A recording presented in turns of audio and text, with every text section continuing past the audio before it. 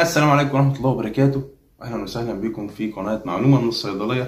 قبل ما أقول لك على المعلومة دي يا ريت تعمل لايك للفيديو لو أنت أول مرة تشوفني، تشترك في القناة ويلا بينا نعرف إيه هي معلومة النهاردة. معكم الدكتور رمضان خيري، ومعلومة النهاردة ناس كتير أنا متأكد إن هم فاهمينها غلط، وهتكون عن الريفو أقراص أو الريفو الشريط الأخضر اللي الناس كلها عارفاه، اللي دلوقتي بقى سعره 5 جنيه تقريبا بعد ما كان بربع جنيه ولكن احنا النهارده هنتكلم عن حاجه مهمه جدا وهتفرق وهتاثر. وخلي بالك يعني ممكن يكون والدك او والدتك فاهم المعلومه دي غلط وهتاثر كتير جدا على حياته. الريفو اقراص لا يستخدم لسيوله الدم. الريفو الاخضر اقراص لا تركيز 320 مللي لا يستخدم للسيوله او لسيوله الدم، لان التركيز ده عالي جدا. وحتى انت لما تيجي تقرا اللي على الشريط هتلاقي ان هو للالام مسكن، الام الروماتويد، الام الروماتيزم، كمسكن عام. هو مش ل مش لسيوله الدم. ايوه في ريفو لسيوله اسمه ريفو، ولكن تركيزه 75 مللي.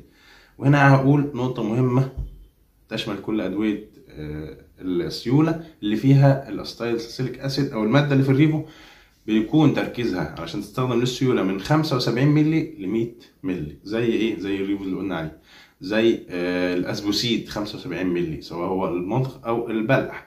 وهتبان دلوقتي بعض الصور للادويه اللي انا بقولها، زي الجوزبرين 81، زي الاسبريكارلو 81، زي الاسبرين بروتكت الالماني اللي هو تركيزه 100، اسبرين بروتكت 100. معاك اي واحد من دول. وطبعا ادويه تانية مسائل لهم كتير في الصيدليه. دول هم ادويه السيوله اللي احيانا بناخد منها قرص يوميا بعد الغداء او بعد العشاء للناس اللي عندها فوق ال40 طبعا، او الناس اللي عندها مشاكل في سيوله الدم.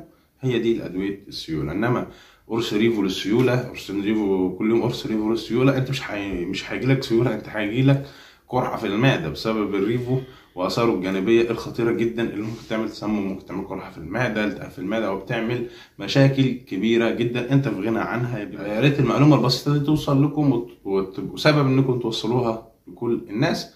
اتمنى يكون الفيديو مفيد وتكونوا استفدتم، واشوفكم في حلقه جديده ان شاء الله. السلام عليكم ورحمه الله وبركاته.